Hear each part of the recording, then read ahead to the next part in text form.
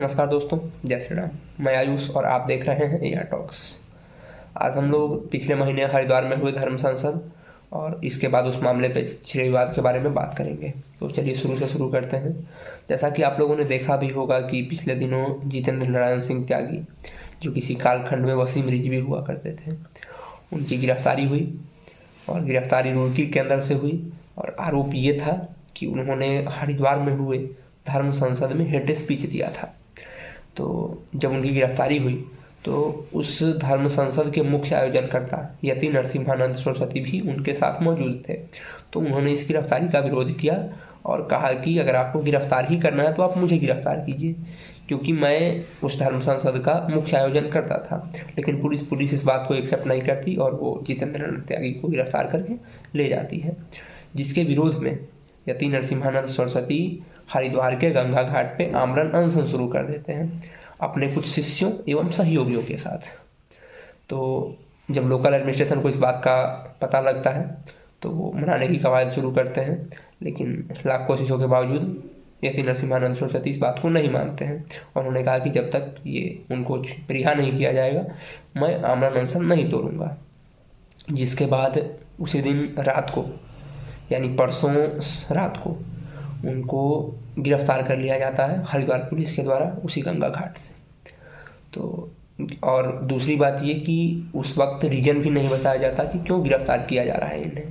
खैर, अगले दिन जब मीडिया का प्रेशर होता है और वहाँ के जो लोकल हिंदू संगठन है उनके विरोध के बाद पुलिस के द्वारा बताया जाता है कि पिछले महीने इन्होंने दूसरे धर्म की महिलाओं के लिए अभद्र भाषा का इस्तेमाल किया था और उन पर अभद्र टिप्पणी की थी।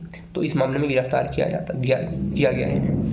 खैर, इस बात का कोई औचित्य नहीं है कि मामला जो चल रहा है उसके इतर किसी और मामले में इनको गिरफ्तार किया जाता है।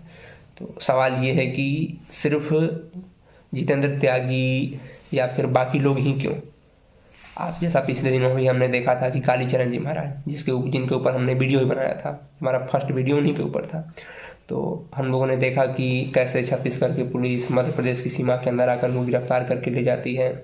उसके बाद उनको बेल तक नहीं दिया जाता है और जब बेल मिलता है तो महाराष्ट्र की पुलिस उन्हें उठा कर ले जाती है इसी मामले में कि उन्होंने महात्मा गांधी के बारे में अपशब्द कहा।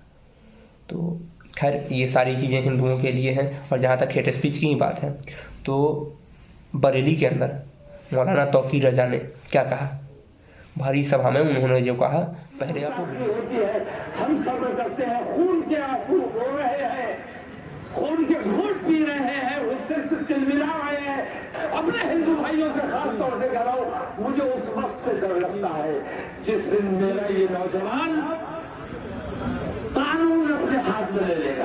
जिस दिन ये नौजवान बेकाबू हो गया और कानून अपने हाथ में लेने पर मजबूर हो गया तो तुम्हें हिंदुस्तान में कहीं पनाह नहीं मिलेगी।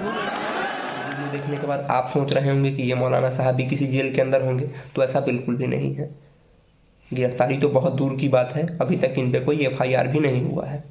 और दूसरी तरफ अगर हम बात करें कि जितेंद्र नारायण त्यागी की या यति नरसिम्हानंद सरस्वती की, कालीचरण जी महाराज की, तो ये लोग जेल के सलाखों के पीछे हैं, क्योंकि इन लोगों ने धर्म संसद के अंदर से हेट स्पीच देने का काम किया। जबकि मौलाना साहब जी जो ये वीडियो में दिख रहे हैं, इन्होंने समाज में मिठास घोलने का काम किया, गंगा जमुनी तहजीब की बात करी, हिंदू मुस्लिम एकता की बात की। इसलिए इनकी गिरफ्तारी अभी तक नहीं हुई है या इन पे कोई FIR भी नहीं हुआ है।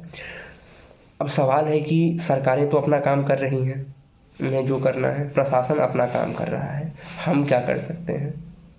हमें ज़रूरत है एकजुट होकर इन चीज़ों का विरोध करने का, क्योंकि अभी तक जैसा कि हम लोगों ने देखा कि ये मौलाना साहब पे ना कोई FIR हुआ, ना इनकी गिरफ्तारी हुई। असदुद्दीन ओवैसी ने जैसा पिछले दिनों कहा था कि तुम्हारे योगी जी और मोदी जी पहाड़ों और मठ में चले जाएंगे तो तुमको कौन बचाने आएगा, वो अपनी रैलियाँ कर रहे हैं। लेकिन अगर हम हिंदू संतों की बात करें जो इन पे आरोप है, तो इनकी गिरफ्तारी हो गई और ये जेल के अंदर है। तो सवाल है कि हम आप कब तक चुप बैठेंगे, विरोध तो करना पड़ेगा ना। तो एकजुट होकर इन चीज़ों के खिलाफ आवाज़ उठाने की ज़रूरत है। और ऐसा नहीं है कि हमारे आपके आवाज़ उठाने से कोई असर नहीं पड़ेगा, असर पड़ेगा और असर हुआ भी है। मैं आपको, जब बात उत्तराखंड और हरिद्वार की हो रही है, तो मैं यहीं का आपको एग्जाम्पल देता हूँ।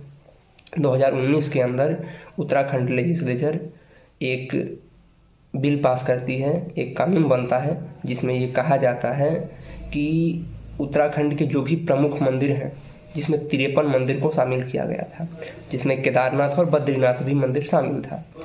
तो इसमें कहा गया कि ये जो 53 मंदिर हैं इनको सरकार अपने कंट्रोल में लेगी और इसका सारा देख रेख का जिम्मेवारी, इसके सारे पैसों की जिम्मेवारी सरकार की होगी, सारा मैनेजमेंट सरकार देखेगी, यानी सरकार इसको गवर्न करेगी, सरकार इसको अपने अंदर में ले लेगी।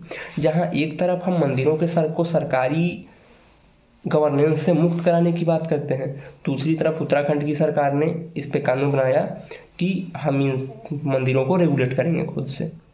तो इसका जब विरोध हुआ तो 2020 के अंदर इस कानून को खारिज किया गया, इस कानून को वापस लिया गया।